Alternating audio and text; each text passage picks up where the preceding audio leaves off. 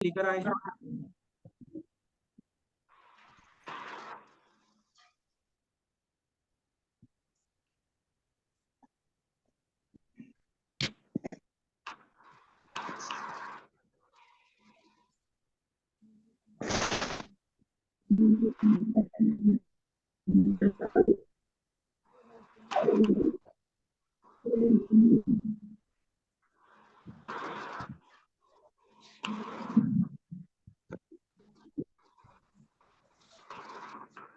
चलिए, तो सभी लोग स्क्रीन को देख पा रहे होंगे।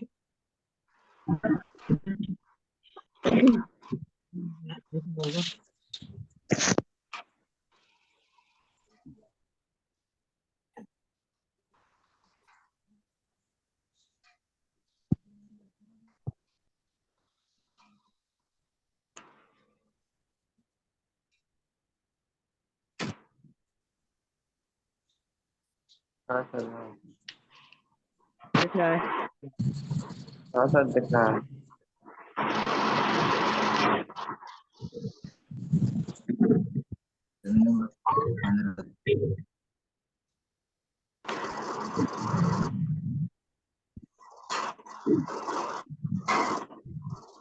आप लोग स्क्रीन पर टैप करके इसको जूम भी कर सकते हो ना। इसमें तो जूम में अपने ये वाली सुविधा रहती है, अपन जूम भी कर सकते हैं। कहीं पे अभी आपको नहीं दिख रहा है तो आप स्क्रीन को जूम कर लेना, ठीक है।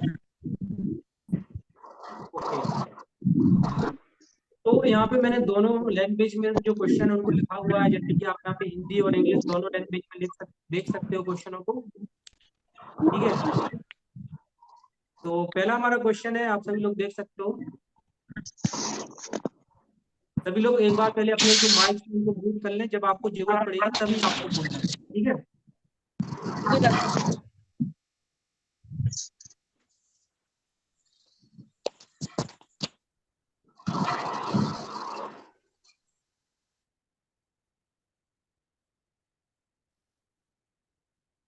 जब आपको कुछ डाउट होगा तभी आपको बोलना है, बाकी अपने आपको जो म्यूट माइक है उनको ऑफ रखना है। जैसे कि श्रद्धा श्रद्धा ऑडियो ज्वाइन नहीं कर पा रही हैं।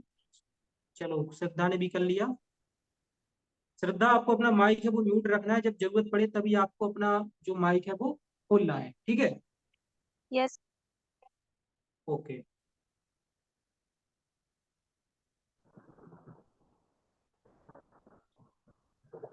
बार बार कोई भी अपना माइक ऑन ना करे।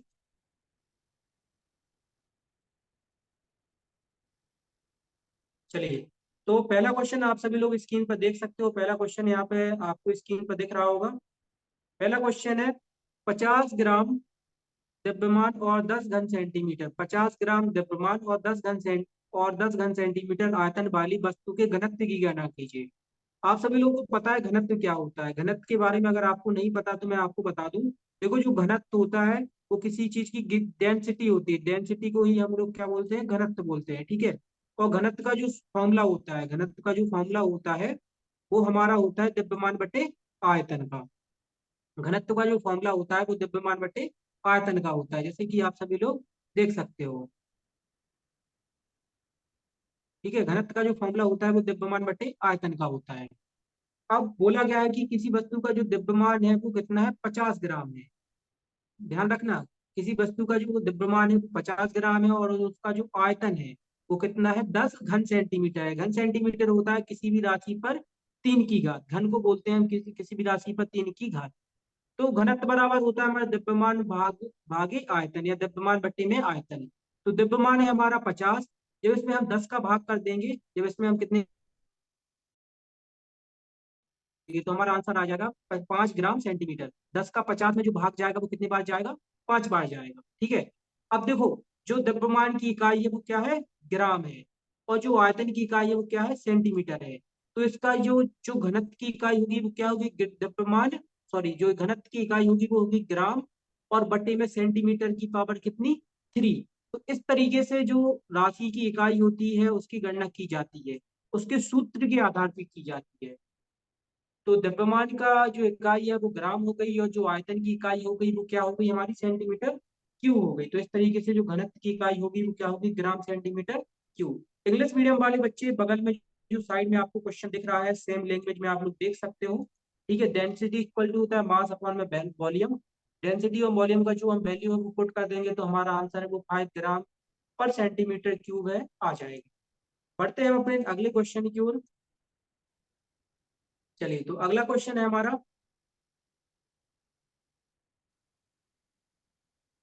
एक कार 3 घंटे में 150 किलोमीटर की दूरी तय करती है, इसकी औसत गति क्या है?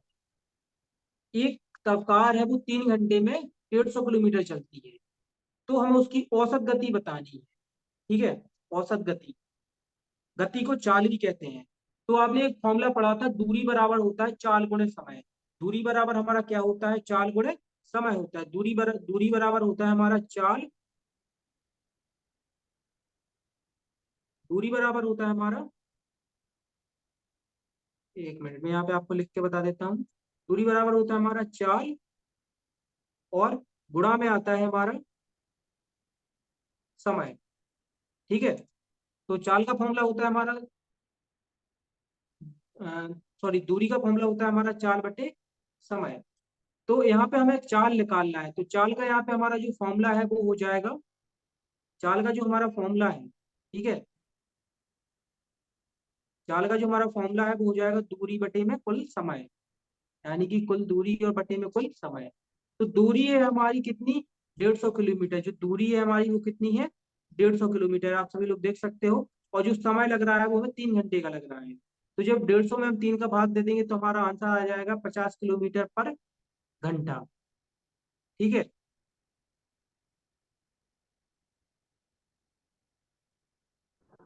ओके, अगला क्वेश्चन, एक एक बॉक्स का वजन 25 न्यूटन है। एक जो बॉक्स है इसका वजन कितना है? 25 न्यूटन है। इस वजन किलोग्राम में क्या है? देखो, अभी जो हमें वजन दिया गया है वो किस में दिया गया है? न्यूटन में दिया गया है। एक बॉक्स का जो वजन है वो कितना दिया गया है हमें? 25 न्यूटन दिया गया है। इसका वजन किलोग्राम में क्या होगा? मतलब हमें न्यूटन न्यूटन को हमें किस में बदलना है? किलोग्राम में बदलना है। एक बात आप लोग याद रखिएगा, अगर हम बोले कि पृथ्वी पर आपका वजन 40 किलो है, वजन, है ना, अगर हम आपका वजन 40 किलो बोले, तो चंद्रमा पर आपका वजन हो सकता है वो अलग हो, क्योंकि चंद्रमा पर गुरुत्वाकर्षण बल अलग होता है, मंगल पर अलग होता है, अलग अलग ग्रहों पे अलग अलग होता है। ठीक है, तो अगर वजन की बात की जाए तो वजन बराबर हमारा होता है द्रव्यमान गुणे गुरुत्वीय त्वरण। गुरुत्वीय त्वरण मतलब किसी कोई ग्रह आपको कितनी बल से अपनी ओर खींचता है, इसको हम गुरुत्वीय त्वरण बोलते हैं। जबकि द्रव्यमान की बात की जाए, मतलब द्रव्यमान का मतलब होता है कि आपकी जो शरीर का भाग है, वो शरीर का जो वजन है वो कितना है। वजन का मतलब होता है पृथ्वी और आपके शरीर को मिला के जो वजन है वो आपका वजन होता है। ठीक है, और द्रव्यमान मतलब होता है आपका शरीर अकेले का जो वजन है उसको हम द्रव्यमान बोलते हैं। तो भार बराबर होता है द्रव्यमान गुणे गुरुत्वीय त्वरण। अब हमारा जो भार है वो हमें कितना दिया गया है? 25 न्यूटन दिया गया है। जो भार है वो हमारा कितना है? 25 न्यूटन है। यहाँ पे वजन हमारा 25 न्यूटन है।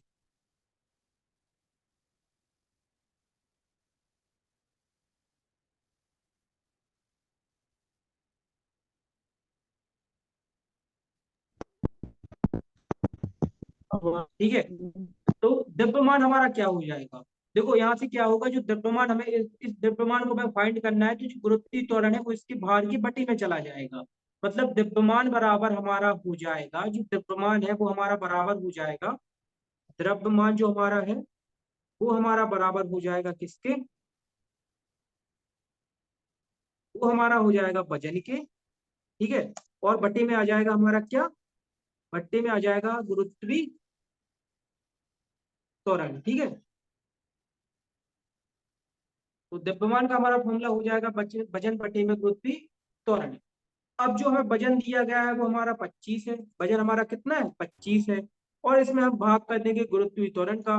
पृथ्वी का जो गुरुत्वीय त्वरण है वो 9.8 होता है। और ध्रुवों पे इसके मान को कभी कभी हम कितना ले लेते हैं? 10 ले लेते हैं। तो अभी हम फिलहाल इसका जो भार है वो 9.8 लेंगे। अगर हमसे ना बोला जाए कि आपको क्वेश्चन में 10 को यूज करना है, तब तक हम इसका जो मान है वो हमेशा 9.8 ही यूज करेंगे। इस बात को नोट कर लीजिए। जब तक आपसे गुरुत्वीय त्वरण का नाम मान ना बोला जाए तब तक आपको 9.8 ही यूज करना है। लेकिन अगर आपसे बोल दे कि इस क्वेश्चन में आप 10 यूज करो, तो आप 10 यूज कर सकते हो। तो जब हम वजन में गुरुत्वीय त्वरण का भाग देंगे, ठीक है, वजन में जब हम गुरुत्वीय त्वरण का भाग देंगे तो हमारा जो आंसर आएगा वो क्या आएगा, आप यहाँ पे देख सकते हो।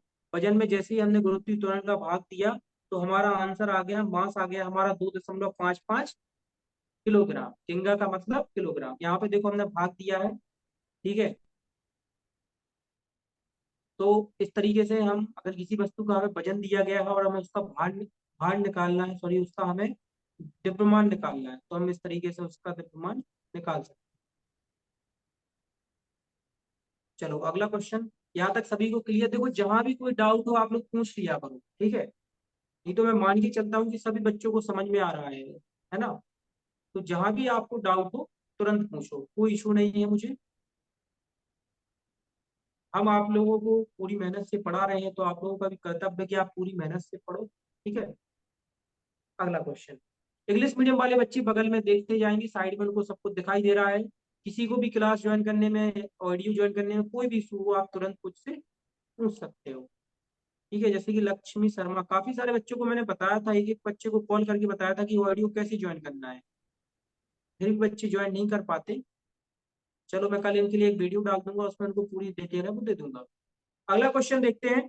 किसी वस्तु का भार, जो कोई वस्तु है उसका जो भार है वो कितना है। आप देख सकते हो किसी वस्तु पर 20 न्यूटन का बल लगाने से उसका त्वरण 4 मीटर पर सेकंड हो जाता है। वस्तु के द्रव्यमान की गणना करो। बहुत ही सिंपल क्वेश्चन है, चलो मैं आपको एक्सप्लेन करता हूँ कैसे। तो देखो बोला गया है,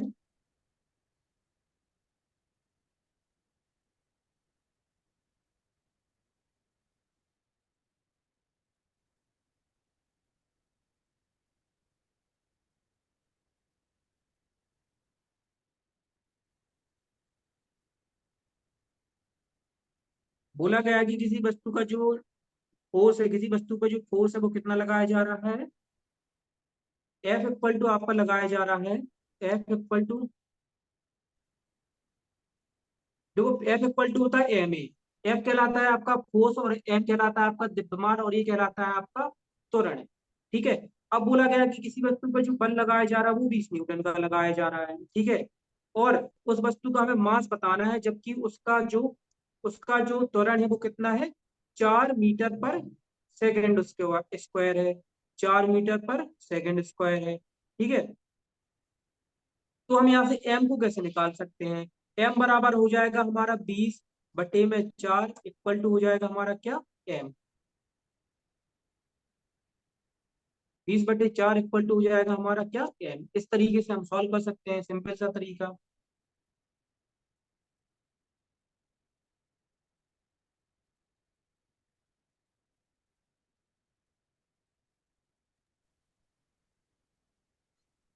ठीक है, ये समझ में आया कैसे किया।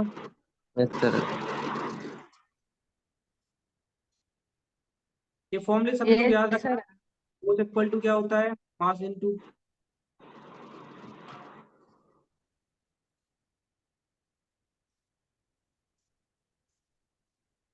सर चाल का ऐसा ही मात्रा क्या है? किसका, चाल का ऐसा ही मात्रा। चांद का। हाँ। चांद का ऐसा ही मात्रक नहीं होता है। नहीं, चाल का ऐसा ही मात्रा। चाल का, हाँ। चाल का है मीटर पर सेकंड स्क्वायर, मीटर पर मीटर, सेकंड, मीटर मीटर पर पर सेकंड। सेकंड। तो सर ये वेग का होता होगा ऐसा ही मात्रा। क्या, वेग वेग। वेग और चाल एक ही है। वेग सदिश राशि है, चाल अदिश राशि है, दोनों में बस इतना सा डिफरेंस है कि वेग कैसी राशि है सर और चाल अदिश राशि है, जबकि दोनों की मात्रक तो समान होंगे। चलिए अगला क्वेश्चन। एक साइकिल का, एक साइकिल की पहिए की त्रिज्या 30 सेंटीमीटर होती है। पहिए की परिधि की गणना करो, ठीक है। क्वेश्चन में आपसे बोला गया है कि मान लो एक साइकिल का क्या है, पहिया है, ठीक है। अब साइकिल का एक पहिया है, ठीक है। अब इसकी जो त्रिज्या है, त्रिज्या तो आप लोगों को पता है त्रिज्या क्या कहलाती होगी। इसकी जो त्रिज्या है वो कितने सेंटीमीटर की है, वो है हमारी 30 सेंटीमीटर। यहाँ पे मैं लिख देता हूँ, वो हमारी 30 सेंटीमीटर की है, ठीक है।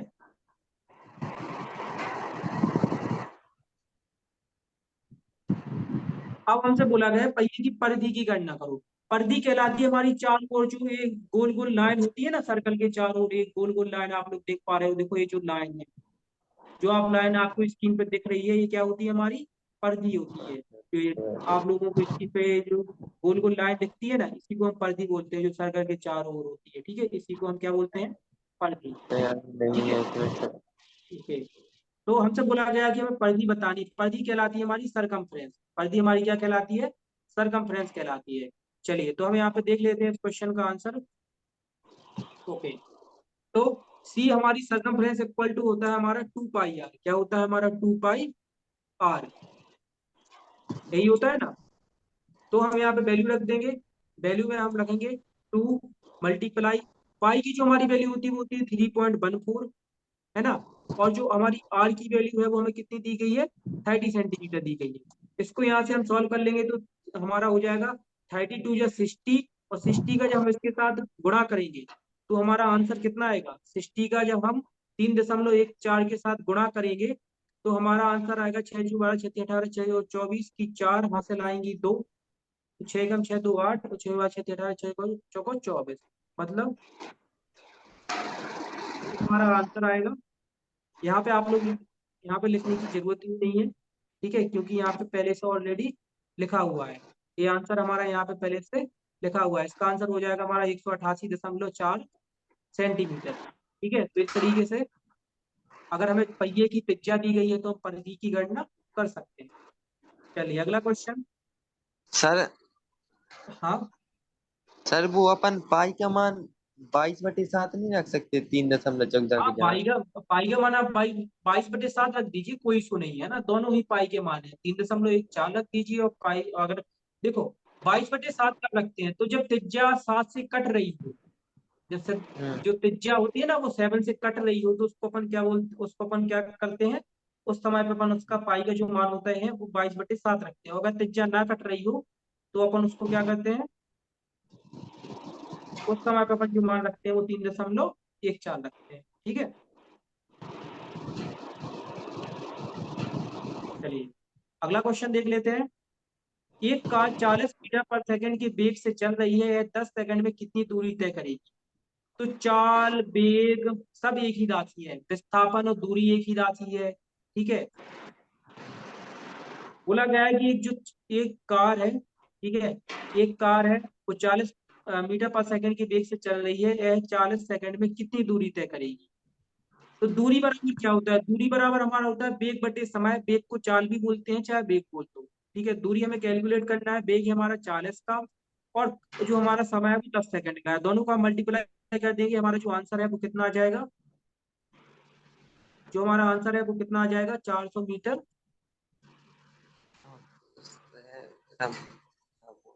ओके, तो आप अपना माइक म्यूट कर लीजिए, जब कोई डाउट हो तभी आपको अपना माइक है वो ओपन करना। किसी भी बच्चे को डाउट हो आप तुरंत पूछ सकते हो, कोई इशू नहीं है, ठीक है, जहां भी समझ में ना आए। अगला क्वेश्चन। एक पौधा हर हफ्ते 4 सेंटीमीटर की ऊंचाई तक बढ़ता है, 5 महीने में कितना बढ़ेगा, ठीक है। एक पौधा है वो एक हफ्ते में कितना बढ़ता है, 4 सेंटीमीटर बढ़ता है, तो 5 महीने में कितना बढ़ेगा। देखो,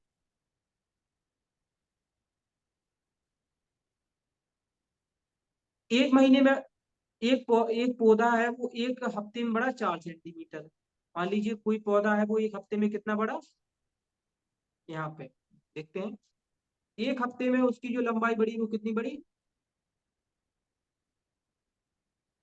लंबाई बढ़ी, वो बढ़ी हमारी कितनी, 4 सेंटीमीटर, 4 सेंटीमीटर, ठीक है। एक महीने में हमारी उसकी लंबाई कितनी बढ़ेगी, तो उसको निकाल लेंगे हम, क्या करेंगे, देखो चार, एक हफ्ते में 4 बढ़ी, और एक महीने में एक महीने में कितने हफ्ते होते हैं, तो 4 ही हफ्ते होते हैं, है ना। एक महीने में कितने हफ्ते होते हैं, 4,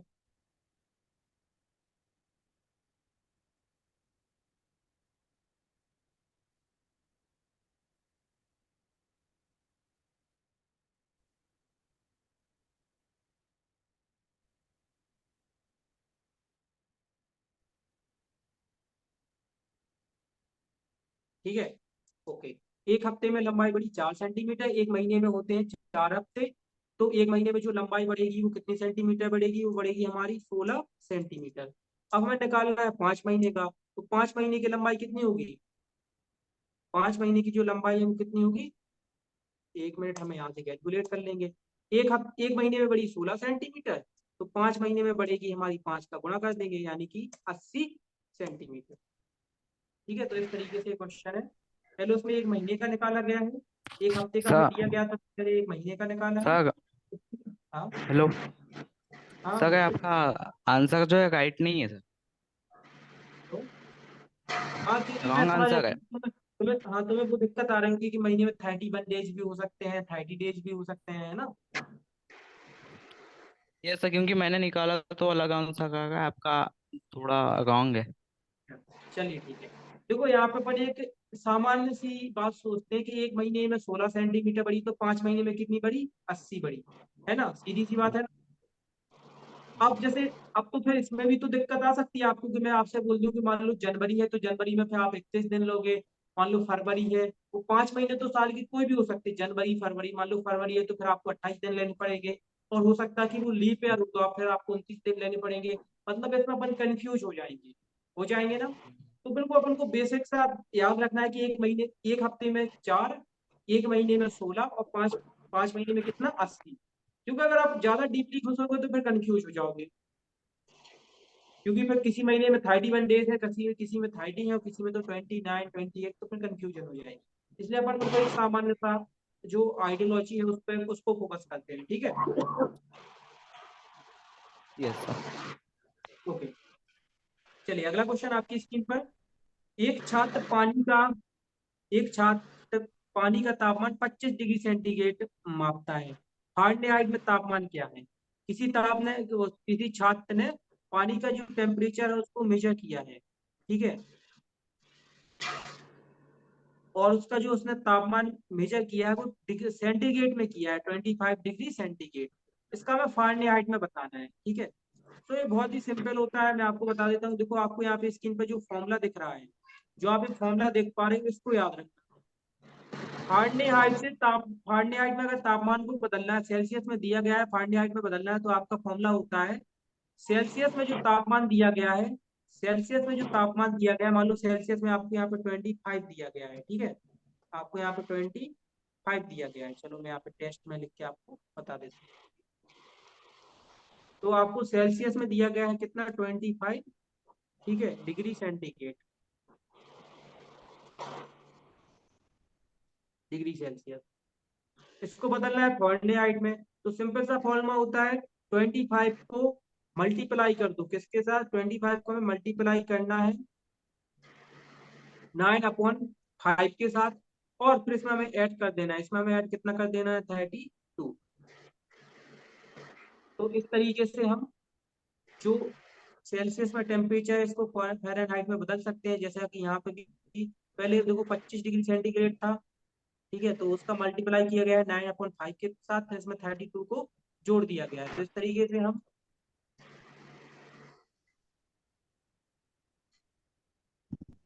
हम फ़ारेनहाइट में, अगर मैं सेल्सियस में टेम्परेचर दिया गया है तो हम उसको फ़ारेनहाइट में चेंज कर सकते हैं। ओके, अब देखो मान लो आपसे बोला गया, अब आपसे मान लो बोला जाता है कि आप फ़ारेनहाइट में हमें टेम्परेचर दिया गया है और हमें सेल्सियस में परिवर्तित करना है, तो हम कैसे करेंगे। इस जो आपको फॉर्मूला स्क्रीन पे ये वाला फॉर्मूला दिख रहा है, इसको जस्ट हम उल्टा कर देंगे। देखो यहाँ पे सेल्सियस में तापमान है, तो यहाँ पे हमारा हो जाएगा फ़ारेनहाइट में तापमान, ठीक है। और आपकी क्लास 10 मिनट के बाद एंड हो जाएगी, तो 10 मिनट के बाद सभी बच्चे लिंक से फिर से ऐड होंगे, ठीक है। ओके,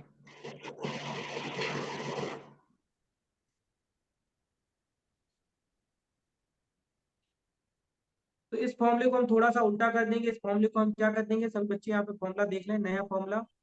तो अगर हमें सेल्सियस में टेम्परेचर को पता करना है तो हमारा फॉर्मूला हो जाएगा फ़ारेनहाइट में टेम्परेचर, फ़ारेनहाइट फ़ारेनहाइट में टेम्परेचर मल्टीप्लाई कर देंगे इसमें हम कितने का, देखो अभी हम 9/5 का मल्टीप्लाई कर रहे थे, अब हम उल्टा कर देंगे, 5/9 का कर देंगे।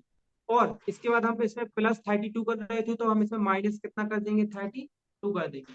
तो इस तरीके से अगर हमें फ़ारेनहाइट में तापमान दिया गया है तो हम सेल्सियस में बदल सकते हैं, और सेल्सियस में दिया गया है तो हम फ़ारेनहाइट में बदल सकते हैं। इस फॉर्मूले को याद रखना। फ़ारेनहाइट में बदलना है, सेल्सियस में दिया गया है, तो हम क्या करेंगे, जो सेल्सियस में दिया गया है उसमें 9/5 का मल्टीप्लाई कर देंगे और 3 और 32 को जोड़ देंगे। ठीक है। और अगर हमें फ़ारेनहाइट में दिया गया है और हमें सेल्सियस में ज्ञात करना है, तो हमारा फॉर्मूला हो जाएगा फ़ारेनहाइट में टेम्परेचर मल्टीप्लाई बाई 5/9, और अब इसमें हम माइनस कर देंगे 32 को। क्लियर। चलो अगला क्वेश्चन।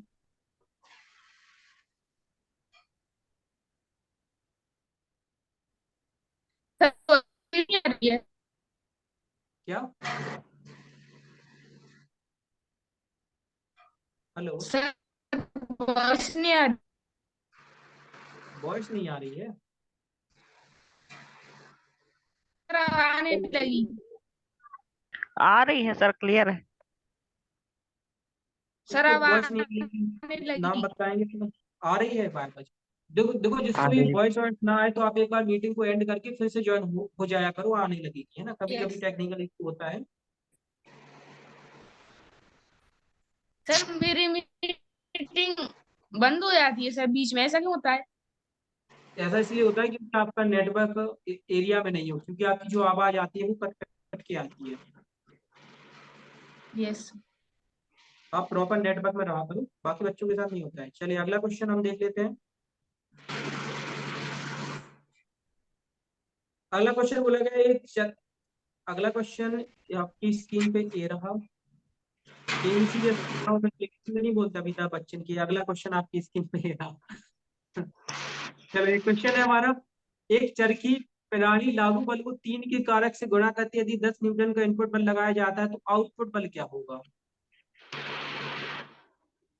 जैसे मान लो, चरखी चरखी का मतलब होता है, या आप इस तरीके से समझ सकते हो। मान लो आप किसी दोस्त को एक चांटा मारते हो, तो वो उस चांटे को 3 मारता है, वो आपको 3 मारता है। या आप ऐसे समझ सकते हो, आप किसी को एक एक रुपए देते हो तो वो आपको वापस में 3 रुपए देता है। ठीक है। तो इसी यहाँ पे आप देख रहे हो ना कि 3 गुणा लिखा हुआ है, यहाँ पे लिखा हुआ है वो 3 के कारक से गुणा करती है ना, मतलब इसको 3 गुना कर देती है। तो जब आप किसी चीज पे, मान लो आप जब किसी चीज पे 1 न्यूटन का बल लगाते हो तो 3 न्यूटन का कर देता है, और इसी प्रकार से जब उस पर आप 10 न्यूटन का बल लगाओगे तो वो उसको कितने न्यूटन का कर देगा? 30 न्यूटन का कर देगा। 10 × 3 करेंगे हम, कितना आ जाएगा हमारा? 30 आ जाएगा। ठीक है। इंग्लिश मीडियम वाले बच्चे यहाँ पे साइड में देख सकते हो। तो गुणा का मतलब होता है उस चीज का उतना, उतने में मल्टीप्लाई करना। चलो अगला क्वेश्चन। प्रश्न 10 है हमारा। एक ट्रेन 5 घंटे में 300 किलोमीटर की दूरी तय करती है। मीटर प्रति सेकंड में इसकी औसत गति क्या है? अब हमें इसकी जो गति है उसको हमें किस में बदलना है? मीटर पर सेकंड में बदलना है। तो दो तरीके हैं। पहले हम इसका किलोमीटर में जो गति है उसको निकाल लेंगे, फिर उसके बाद उसको मीटर पर सेकंड में बदल लेंगे। बट मैं आपको सजेस्ट करूंगा कि आप पहली जो हमें क्वांटिटी दी गई है, हमें उसी को पहले ही सॉल्व कर लेना। ठीक है। बात के चक्कर में हम नहीं रहेंगे, उसको हम पहले ही जिसमें हमें निकालना है उसी में हम निकाल लेंगे, तो ज्यादा बेनिफिट रहेगा। चलिए देख लेते हैं यहाँ पे। जैसे कि हमें बोला गया है कि किसी जो एक चाल हमें बतानी है। ठीक है। चाल का फॉर्मूला तो सबको पता है ना। चाल बराबर हमारा होता है दूरी और गुणा में और बटे में होता है हमारा समय। चाल हमें फाइंड करनी है। अब देखो, सबसे पहले हम दूरी को क्या करते हैं, दूरी हमें यहाँ पे 300 किलोमीटर में दी गई है। ठीक है। दूरी हमें कितनी दी गई है? 300 किलोमीटर दी गई है। दूरी है हमारी 300 किलोमीटर। ओके। अब इसको हम बदल लेंगे मीटर में। तो एक एक किलोमीटर में 1000 मीटर होते हैं। 1 किलोमीटर में कितने मीटर होते हैं? 1000। तो 300 किलोमीटर में कितने हो गए? हम गुणा कर देंगे 300 का किसके साथ? 1000 के साथ। राइट।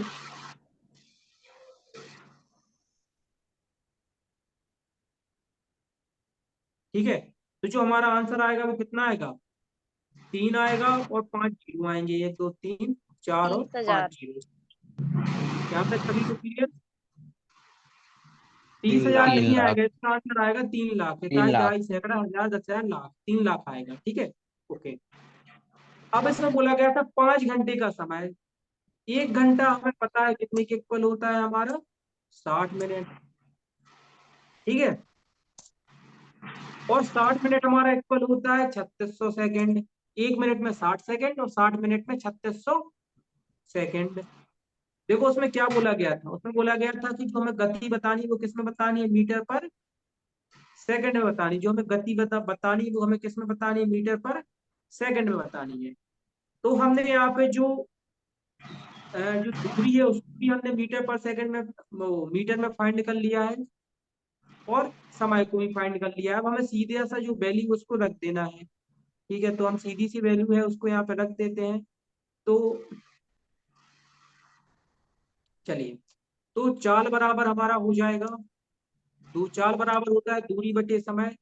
दूरी हमारी थी 3 लाख, सभी को याद है ना, दूरी हमारी कितनी थी, 3 लाख। और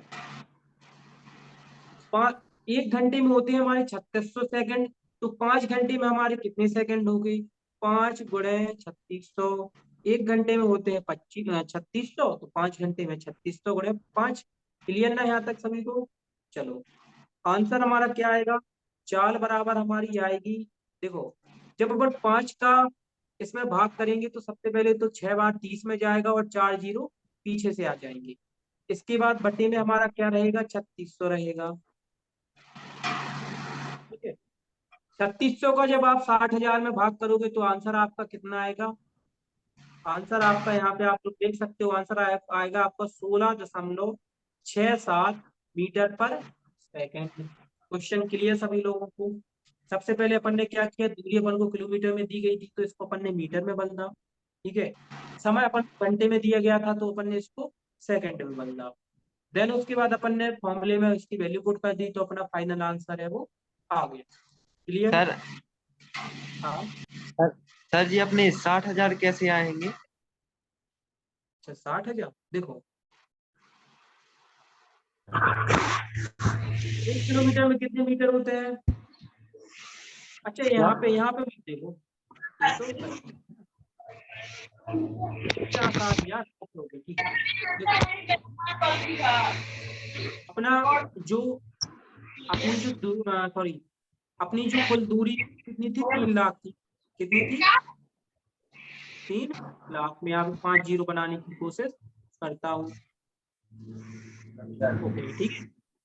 समय कितना था, 5 घंटे का समय बताना था। 1 घंटे में होते 3600 सेकंड, तो 5 घंटे में कितने सेकंड हो गए, 5 गुणे 3600।